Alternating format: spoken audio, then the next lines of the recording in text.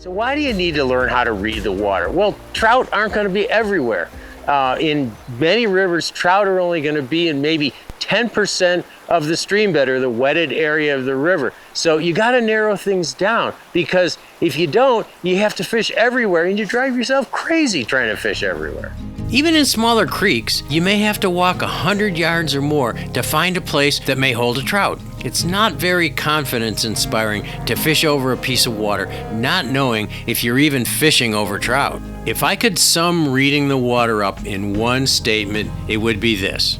Trout like to feed in water that is from 2 to 4 feet deep, in velocity somewhere between 1 and 2 feet per second, close to moderate to fast current, and with a place to bolt to for protection close at hand. That's it.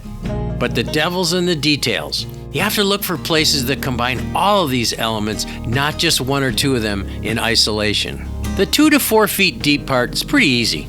If the water's clear enough, structure on the bottom of a river begins to look a bit blurry at a depth of about 2 feet. And you can typically see deeper water by color changes. As the water gets darker, it's deeper. If the water isn't clear or the light is difficult, you might have to guess, but under most conditions, it's not that hard. Looking for the main current threads is not that hard either. Of course, you can see the current plainly in faster areas, and a good plan is to concentrate on the edges between fast and moderate current, called seams. In slower water or in the middle of a flat pool, it's not that simple. But if you look for the line of bubbles and tiny debris on the surface, you'll find trout close by. That debris line also carries all the insects that have hatched in the riffles or have fallen into the water, so it's like a roadmap to feeding trout. Always look at that shallow inside seam before you wade into it or put the boat into it. Yeah, I think that brings up a pretty good point, Tom. Especially out of a drift boat, I notice a lot of folks, they pick what they think's kind of the prime location, and they forget to approach it much like you would wade fishing, where you'd fish the inside edge, and then move and fish the middle, and then possibly move again and fish, out into the current seam more.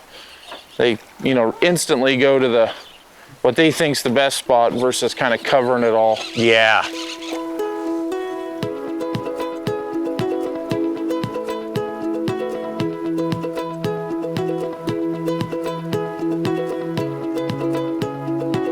The 1 foot per second part is not as easy to visualize. It's not like you can carry a current meter around and inspect every little current seam. I've used one, but it's more for research so I can understand this stuff.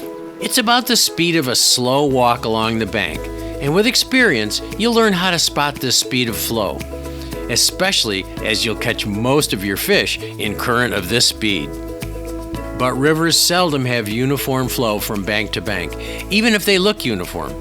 And it may be just a matter of inches from one current speed to another, and that's just on the surface.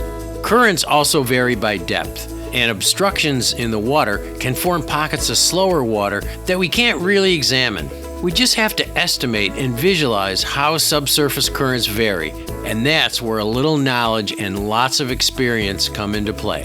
Later, we'll get into a little more detail on how that works, but for now, just appreciate the wide variety of current flows in any given stretch of river. Oh, there's a fish along the side of the rock, and a nice, looks like a rainbow too. Wasn't behind the rock, he was along the side. Whoa, beautiful fish.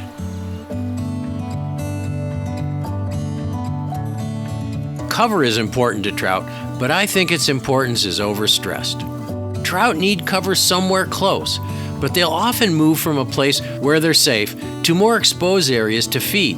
And why? Because when they feed, they look for that Goldilocks water that's just right.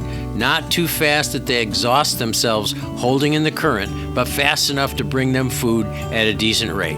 That cover should be within a short swim away, but trout don't always feed from within that cover.